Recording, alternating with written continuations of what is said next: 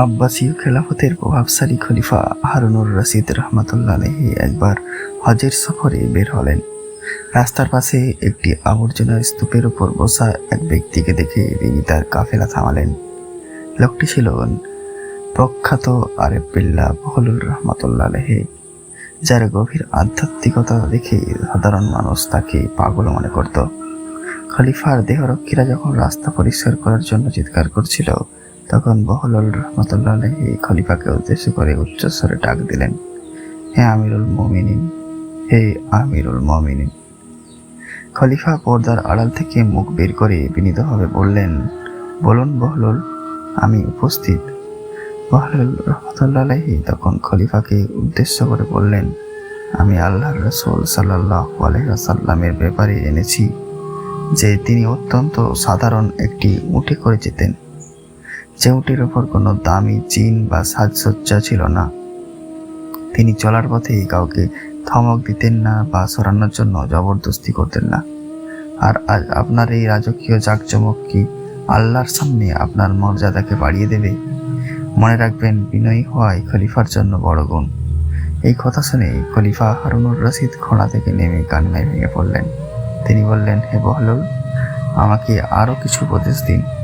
বহলুল রহমতুল্লাহ আলাইহি তখন খলিফার চোখের দিকে তাকিয়ে অসামান্য এক কবিতা আবৃত্তি করলেন। ধরে নিন, পুরো পৃথিবীটাই আপনার হাতের মুঠোয় এসে গেল এবং সব মানুষ আপনার অনুগত হলো, কিন্তু তাতে কি লাভ? কাল তো আপনার ঠিকানা হবে ওই অন্ধকার কবরের গর্ত। আজ যে দেহের উপর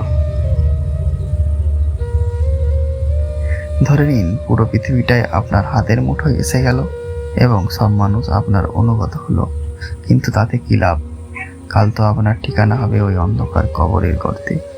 আজ যে দেহের এত যত্ন করছেন, কাল সেখানে কেবল মাটি আর মাটি হবে। খলিফা আবার টুকরে কেঁদে উঠল। তিনি বহলুলকে জিজ্ঞাসা করলেন, হে বহলুল, আপনার কি কোনো কিছুর প্রয়োজন আছে? আমি কি আপনার ঋণের বোঝা মিটিয়ে দিতে পারি? বহলুল রহমতুল্লাহ আলাইহি মুচকি এসে অসামান্য এক কথা বললেন, হে খলিফা, আপনি কি মানুষের কাছ থেকে নেওয়া ঋণের টাকা দিয়ে আমার ঋণ শোধ করতে চান? ঋণ দিয়ে কি কখনো ঋণ শোধ করা যায়?